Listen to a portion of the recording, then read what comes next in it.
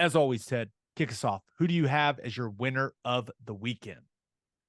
I'll go with back-to-back national champions, 6-time champ out of the last 10 seasons. Women's 6 out of the last 9. Is it 6 out of the last 9? Yeah, because remember, right. COVID year. No, 2020. Yes, so right. It's technically 6 out of the last 10 years, but it's 6 out of the last 9 seasons. So that's 6 of 9. That is impressive. Very, very impressive. And did you watch any of it yesterday? Oh, I watched the entire thing, and here's me. They do their routine. I base my reaction off how excited their reaction is, and then I clap. Right. Well, the coverage for that is really amazing. There is, because you got a full rotation going on all at once. Like, they don't just like take turns going. It's all going at the same time, and they're bouncing in and out of all of these different routines, and the scores are constantly updating. It was cool. I really enjoyed watching that, but you could just see, man, the domination. It looks like it's really close, but you start to get a feeling fairly early on that there's going to have to be some really amazing things happen if anyone's going to catch them, because they're just so deep. Like, I don't know. It was awesome. That's the level of dominance that they have going, despite like all of the love being, I feel like, passed around everywhere but to Oklahoma. And it kind of feels that way in general, but I don't know. That's just my observation. Maybe that's just me. It's like anything else. OU's the dominant program. It's like Alabama football. It's like OU softball, right? They've been so good for so long now that they have become a little hated. I don't know if you saw Twitter, but there were a lot of people that were accusing OU of paying the judges. There were a lot of those tweets, a lot of them. And I was reading through them, and I was just laughing. And I almost started responding to some, but I was like, I'm just going to stay out of it. I'm just going to listen. When you are better than everyone else in the sport, when you're the most consistent program and you're finishing on top, like 6 out of the last 9, some people are going to feel a certain type of way to you. And the best part about that? I guarantee you KJ Kindler does not care. Oh, no. Well, my whole response to that is, if it's as easy as paying the judges to win 6 out of 9 national championships, then it's stupid not for the other programs to be doing it, right? I mean, what are we talking about here? Come on. They're not doing that, clearly, but I don't know. The level of dominance and how deep they are, awesome. So fun to watch. Random question for you. Your favorite discipline, your favorite event?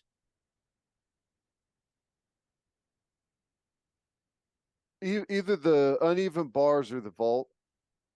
Pretty straight to the point. I thought you don't like the choreography piece of the floor routine, do you? I can see it. I don't mind it. I enjoy it, but I don't know. I kind of like the explosive athleticism display of the vault and the uneven bars. And you would have been a vault too. You would have been a vault guy for sure. Yeah, probably. Yeah. Now, the balance beam, insane. Like when you're watching who you're rooting for, the level of anxiety during the routine is incredible, isn't it? Oh my gosh. I take my son to gymnastics class, and I get nervous when he's on there and I'm like holding him. And these women are doing like flips and all this stuff. Just no. Insanity. Awesome. It's fun, man. Really good. Another national title for KJ Kindler and that OU women's gymnastics program, the dominant program in that sport. All right, who do you have as your loser of the weekend? Arch Manning? Ooh. Well, I hate to say like he's a loser, but the way everything, he's young, and I expected him to come in and, go through the same struggles that most freshmen go through. And sounds like that's what went down. I saw a cut up of all of his plays. He looked okay. He's got an okay arm. I think a lot of people are, talking about how athletic he is. I didn't necessarily see that. Saw a guy that can move okay. That's not a statue back there. I guess maybe they say he's a good athlete compared to Eli and Peyton whenever it comes to mobility. But he looked like a freshman that's in his first spring, right? Not overly accurate with the football. I thought he showed some nice arm strength a couple of times, but the decision-making process is slow, cumbersome. It's just big boy football, right? So I thought the real star of the show is Malik Murphy, which I continue to say, I hope they do not play that guy. Continue to play. Let Ewers and Arch Manning battle it out. That's who I don't want to see. Dude, Murphy threw an absolute laser down the sideline. Oh, yeah. And Ewers had one really nice, corner route to Xavier Worthy. That was probably the best throw of the day for any of their quarterbacks. But I watched every snap of that spring game. I recorded it on Longhorn Network. I was like, I'm going to watch it. Here we go. Ewers still doesn't do it for me, man. I don't think the arm strength is great, and I don't think the accuracy is where it needs to be. Now he has flashes. He's got some throws where you're just like, okay, yeah, I get it. But then he's got to find more consistency. And I think he will, but after the spring game, Sark came out and said, like, hey, Quinn Ewers is our starter. And he said that. So we'll see what happens for the QB2 situation. But I can't imagine Sarkisian wants Malik Murphy jumping in the portal after some of the things he's shown. Oof. I've been worried about him for a long time. He is huge. He is big and strong and has a cannon. I don't want any part of that. So yeah, I don't know. That was fascinating. Somehow the narrative coming out of that spring game is that, Texas has got it. They got a playoff team this year. It's like, I wish I would have saw the same spring game you guys did. I can tell you right now, I'm not picking them to win the Big 12. I'm not picking OU to win the Big 12 either. And I get one of those votes typically. It's just for Texas, they've won double-digit win season in the last 13. One in the last 13 seasons. And every preseason has been the exact same, just like this one. Right. With all kinds of hype. And we'll see. It's very similar to what we talked about with a couple of the young OU wide receivers. They're just going to have to show me they can do it before I pick them to do it. That's where I'm at with Texas football. That's where I'm at. It's that easy. Yeah. All right, let's get to my winner and loser. But first, John Vance Auto Group has been serving Oklahomans for 40 years. Family owned and operated. They've got 9 full-service dealerships in Woodward, Miami, and Guthrie. No matter what your vehicle needs are, John Vance Auto Group has you covered. They carry domestic brands such as Ford, Lincoln, Chevy, Buick, GMC, Chrysler, Dodge, Ram, Jeep, and Wagoneer. John Vance Auto Group's goal is to give unequaled service and to exceed customers' expectations in every way. Which is why they have the lifetime loyalty program. Here's how it works. Buy a new or used car. All you have to do is get all of the manufacturer recommended maintenance done at the Vance dealership. And if something goes wrong with the components of your engine, transmission, drive, axle, or transfer unit, they will cover the repair costs. It's a great deal. You can browse their inventory or find the John Vance dealership near you at vanceautogroup.com. And First Fidelity Bank is a full-service financial institution based in Oklahoma with tailored solutions for all your personal and business needs. Checking accounts, savings accounts, home loans, and much more. They do it all. Whether it's online banking from your computer or mobile banking from your phone, everything is stress-free with FFB. Making mobile deposits, paying bills online, and moving money to different accounts could not be easier. Make your life easier, people, and go bank with First Fidelity Bank. Visit ffb.com for more information. All right, for my winner of the weekend, Thought about going with the New York Knicks. Went to Cleveland, won game one in that series. Brunson and Randall were very good.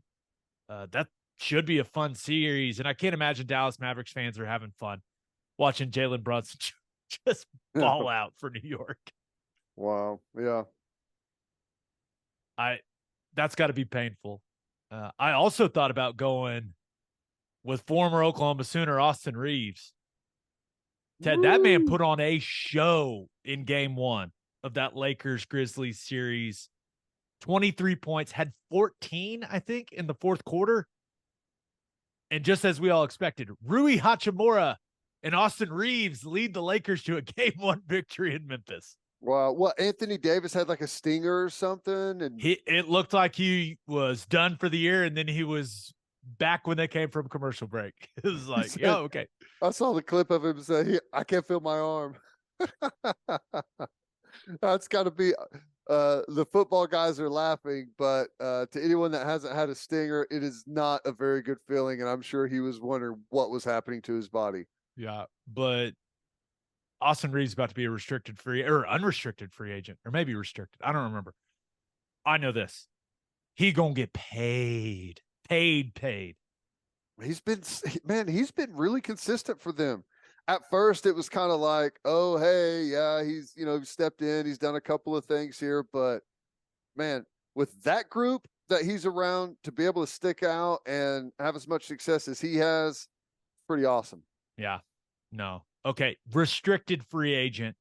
The Lakers are limited in what they can offer, but have the right to match on any offer sheet, according to Bobby Marks. Someone's going to offer him a lot of money just to make the Lakers have to match it. It boils down And he to earned this. it. Does LeBron like you or not? I think he does. From what I can tell, I think he does. But Did you hear his agent right now? Listen, I need you to really start to suck up to LeBron. Make sure he likes you with this contract negotiation coming up. Yeah. It's going to be a good one. It's going to be a great offseason for Austin Reeves. But my winner of the weekend, the Sacramento Kings, man. What an awesome game one between the Kings and the Warriors. They win by 3. They're in Sacramento. Their first playoff win since April 30th, 2006. And the end of the third quarter, the way that they closed the third quarter was massive. I think it's what ultimately, was the biggest piece of the game for them. Didn't let the pressure of the final minutes, going up to the defending champs, get to them, made the plays late. De'Aaron Fox was awesome, and watching that crowd go crazy made me so nostalgic for like 2010 Oklahoma City Thunder basketball. That place was going insane. That entire crowd was standing for the entire fourth quarter. It was awesome. That's just crazy to think about. I was 24 years old since the last time they won a playoff game. That's incredible. I was 15. Nuts. It's been a while. It's been a while. Was Vlade Divac on the team then? Who knows? I don't even remember, but it was De'Aaron Fox was awesome in that game. Biggest shot of the game, right? Steph Curry hits a classic Steph Curry 3, and De'Aaron Fox answers right away. 38 piece for him. 29 in the second half.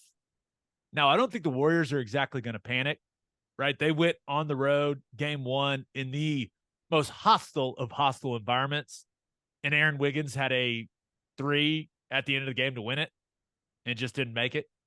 So I don't think they're going to exactly panic, but this series is going to be awesome, and whoever came up with the light the beam thing is a genius. And I feel like every college or small market NBA team out there is going, okay, how can we copy this to where we don't get made fun of? I think everyone's had the same marketing meeting. Yeah. Well, you feel like some of those things, like the good ones are always organic, right? It just kind of happens. So that's awesome. Yeah. Hey, everyone around here is probably just like me, Kings fans right now, right? Whenever it comes to getting past the Warriors. You will not catch me cheering for Golden State. I can guarantee you that. All right, for my loser of the weekend, thought about going with the Arizona Cardinals. It just keeps piling up, man. Streak of bad news for that organization continued. Budda Baker, arguably their best player on defense, their vocal leader on defense, has requested a trade. Wants a new deal. So now where are we at? Bad season with Kyler tore his ACL. It was the Kyler contract thing, then the bad season. Then he tore his ACL. Then they fired Cliff. Then DeAndre Hopkins asked for a trade. Then their owner was accused of a burner phone cheating scheme. And now they're all-pro safety wants out. Great. Well, brutal. Brutal. Great. Someone's going to have to pick up the pieces there, and I'm not envious of that job. Yeah. I also thought about going with the Oakland A's. Ted, did you see the clip of the Mets TV broadcast booth? No. So first of all, baseball announcers are amazing. Like the way that they can weave stories in the broadcast, it's amazing. And I guess the Mets TV broadcast, the announcers were not able to use the normal visitor TV booth there in Oakland because the A's have a possum that lives in the walls of the visiting TV booth that they have not been able to catch. And when the people that got there to set up the equipment for the Mets TV broadcast walked in, I guess it just smelled like straight possum poop. Mm. So they opted to use a different booth, and right in front of the play-by-play guy is just a pole. I will send you the clip. It is 4 minutes of comedic gold, as well as just the utmost professionalism of a baseball broadcaster being able to tell an awesome story and work in and outside for ball 3, and then he just keeps going. It's incredible. I got to check that out. I got to tell you, I would definitely choose calling a game with a pole blocking the view rather than be in the vicinity of a possum. I hate them.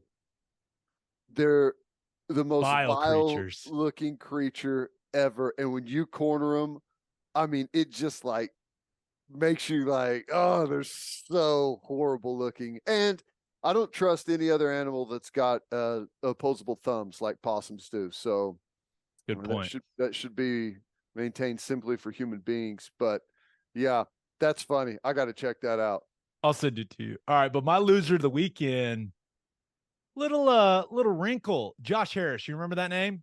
Co-owner of the 76ers that we all thought was going to be the next owner of the Washington Commanders for the low price of $6.05 billion, right? According to multiple reports last week. We talked about it on the podcast. Well, Commanders fans were thrilled. Little wrinkle in the story. Dan Snyder, he's still going to get a ton of money, right?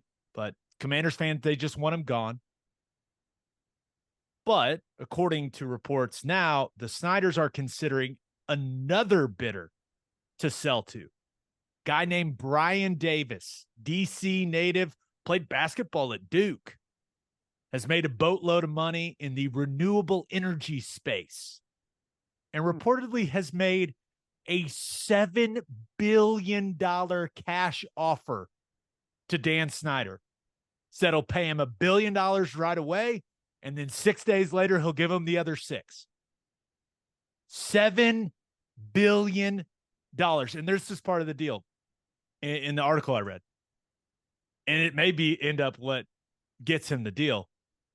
Davis said, hey, all the stuff you're connected to, all these lawsuits, I will indemnify you, which I know this. I know that's a fancy legal word that you have to have in contracts. I know that. I guess he will indemnify Dan Snyder in any ongoing litigation and he'll assume the legal liability himself. He would also be the first black owner in the NFL. Yeah, $7 billion. That's interesting. That's interesting.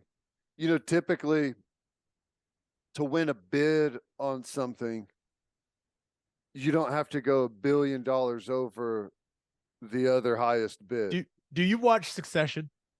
No. There's an episode early in this season where it's a group of kids, and then his dad, they're not on the same team right now. Dad, and they basically just throw out a massive number. And he basically said, "Hey, congratulations on saying the biggest number, you idiots." Well, yeah, that's crazy to me.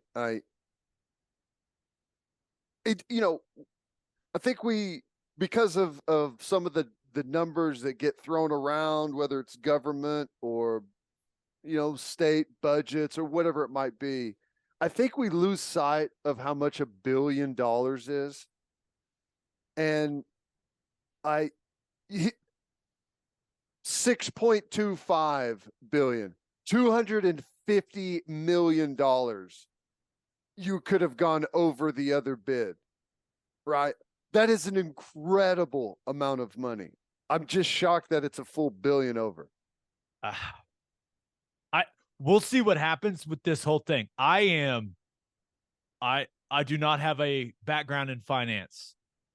If I was Dan Snyder and one was offering me 6, the other was offering me 7, I'm going to take the 7. Yeah. 7, an extra billion, and a get out of jail free card. Pretty good deal. Seems like it. Just a great reminder. Dan Snyder has been one of the worst owners in professional sports. All kinds of problems. And he may be about to be getting $7 billion in a week. He's about to make more money off of professional sports than anyone ever has, probably. Single person. Life, man, not always fair. Let it be a lesson to us all that sometimes good things happen to bad people.